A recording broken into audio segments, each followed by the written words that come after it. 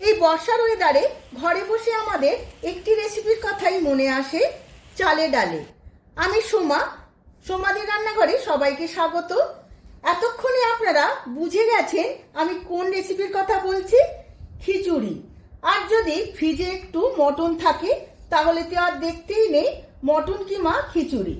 খুবই কমন একটি রেসিপি, কিন্তু খেতে অসাধারণ। আমি পারফেক্ট মশলা ও পদ্ধতি মেনে এই রেসিপিটি আপনাদের কাছে শেয়ার করব। তার জন্য সম্পূর্ণ ভিডিওটি দেখতে হবে। আমার চ্যানেলের নতুন বন্ধু হলে চ্যানেলটিকে সাবস্ক্রাইব করে আমার পাশে থাকার অনুরোধ রইল। আর পাশে থাকা বেল আইকনটি প্রেস করে রাখবেন, আমার সমস্ত রান্নার নোটিফিকেশন আপনাদের কাছে পৌঁছে যাবে। আর ফেসবুক বন্ধুদের কাছে অনুরোধ পেজটিকে ফলো করার জন্য। চলুন দেখে নেওয়া যাক রেসিপিটি। প্রথমেই আমি 150 গ্রাম মুগের ডাল নিয়ে নিয়েছি। শুকনো খোলায় মুগের ডালটা আমি বেশ কিছুক্ষণ ধরে ভেজে নেব। মুগের ডালটা বেশ কিছুক্ষণ ভেজে নেওয়ার ফলে বেশ লাল লাল হয়ে গেছে। এবার অ্যাড করে দিতে হবে মুসুর ডাল। এখানে আমি 150 গ্রাম মুসুর ডাল নিয়ে নিয়েছি। এবার দুটো ডালই খুব ভালো করে আরও 5 মিনিট ভেজে নেব। কোনো আমিষ খিচুড়ি বানালে মুসুর ডাল আর মুগের ডাল একসাথে দিলে খুব ভালো খিচুড়ির টেস্ট হয়। এবার ভালো করে ভাজা হয়ে গেছে, ধুয়ে নেব। ওদিকে আমি হাঁড়িতে গরম জল বসিয়ে দিয়েছিলাম। এখন আমি 300 গ্রাম চাল ভালো করে ধুয়ে নিয়ে এই হাঁড়ির জলের মধ্যে দিয়ে দেব। চাল আর ডাল আমি সম পরিমাণে নিয়েছি। এখন আমি চালটা 10 থেকে 15 মিনিট খুব ভালো করে ফুটিয়ে নেব, তারপরে ডাল আমি মেশাবো।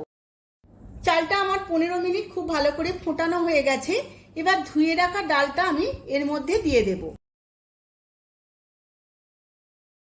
এবার চাল আর ডাল চাপা দিয়ে আধ ঘন্টা সেদ্ধ করে নেব। আমি এখানে ফুলকপি আর আলু বড় বড় করে কেটে নিয়েছি। অন্যরকম সবজি আমি দিচ্ছি না, আপনারা চাইলে অন্যরকম সবজিও দিতে পারেন, যেহেতু আমি মাটন কিমা দিয়ে খিচুড়িটা বানাবো। এবার এখানে আমি তেল গরম করে নিয়েছিলাম। প্রথমেই ডুমো ডুমো করে কেটে রাখা আলুগুলো ভেজে নেব। আলুগুলো আমার ভাজা হয়ে গেছে। ওই একই তেলে দিয়ে দেব নুন হলুদ মাখানো ফুলকপিগুলো।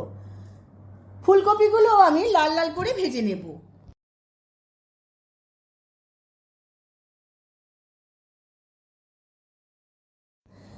ফুলকপিগুলো রাঙা রাঙা করে ভেজে নিয়েছি। এবার তেল ঝেড়ে তুলে নেব। ফুলকপি ভাজার তেলের মধ্যে আরও 1 চামচ তেল দিয়ে দিয়েছিলাম। এর মধ্যে ফোড়নে দিয়ে দিলাম 3টে শুকনো লঙ্কা, 3টে তেজপাতা আর 1 চামচ জিরে। ফোড়নটা খুব ভালো করে ভাজা হয়ে গেছে। এবার এর মধ্যে দিয়ে দেব দুটো কেটে রাখা পেঁয়াজ। পেঁয়াজটাও আমি রাঙা রাঙা করে ভেজে নেব। পেঁয়াজটা লাল লাল করে ভাজতে ভাজতে এর মধ্যে দিয়ে দেব একটা বড় সাইজের কেটে রাখা টমেটো। টমেটোটাও আমি পেঁয়াজের সাথে খুব ভালো করে ভেজে নেব। এই সময় অল্প একটু নুন দিয়ে দেব, যাতে পেঁয়াজ আর টমেটো খুব ভালো নরম হয়ে যায়।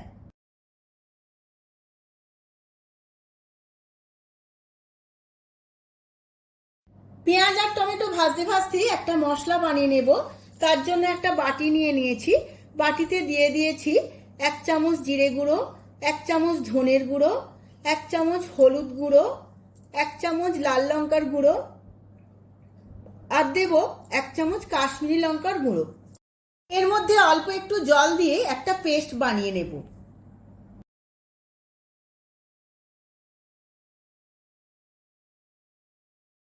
এদিকে পেঁয়াজ আর টমেটো খুব ভালো করে ভাজাও হয়ে গেছে, নরমও হয়ে গেছে।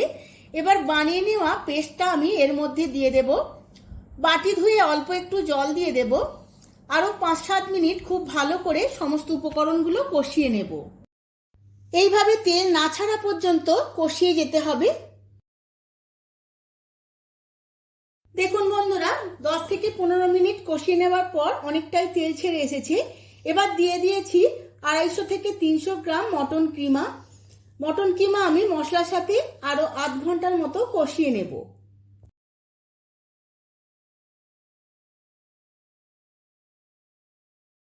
এই সময় দিয়ে দেব 1 চামচ রসুন বাটা আর 1 চামচ আদা বাটা। আদা বাটা আর রসুন বাটা আপনারা পেঁয়াজ বা টমেটো কষার সময় দিতে পারেন। আমি মটনের সাথে দিয়েছি। আবারও আমি কিছুক্ষণ কষিয়ে নেব খুব ভালো করে।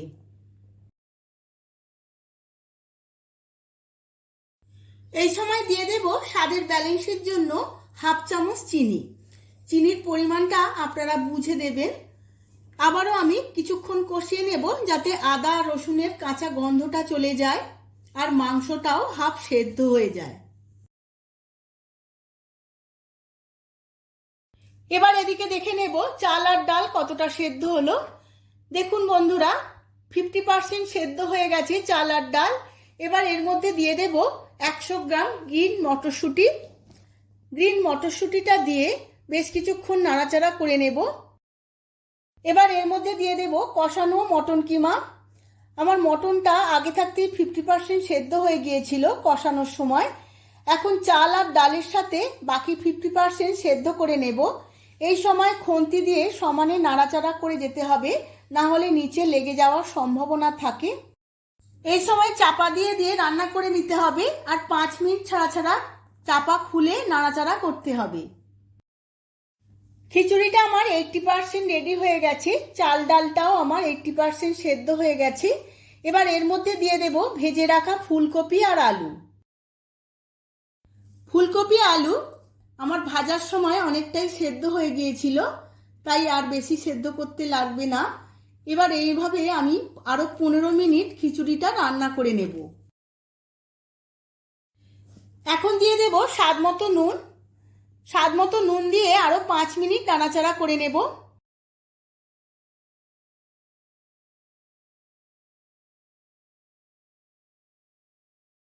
খিচুড়িটা আমার একদম রেডি হয়ে গেছে। এখন এর মধ্যে দিয়ে দেব শাহি গরম মশলার গুঁড়ো 1 চামচ। আর যেই জিনিসটা না হলে খিচুড়ি একদম জমে না, সেটা হলো দেশি গাওয়া ঘি। আমি 1 চামচ এখানে দেশি গাওয়া ঘি দিয়ে দিয়েছি। এবার দিয়ে দিলাম কিছুটা ধনেপাতা কুচোনো। ব্যাস একদম রেডি। এবার আমি সার্ভ করে নেব। আমি সার্ভ করে নিয়েছি মটন কিমা দিয়ে খিচুড়ি। আশা করছি রেসিপিটি খুবই ভালো লেগেছে। যদি ভালো লেগে থাকে আপনারাও এই একইভাবে বাড়িতে একবার বানিয়ে ফেলুন আর আমার কমেন্ট বক্সে কমেন্ট করে জানান। ভিডিওটি যদি ভালো লেগে থাকে ভিডিওটিতে প্রচুর প্রচুর লাইক শেয়ার কমেন্ট করবেন। আজ তাহলে আসি, আবার দেখা হবে পরবর্তী ভিডিওতে নতুন আরও একটি রেসিপি নিয়ে। ধন্যবাদ।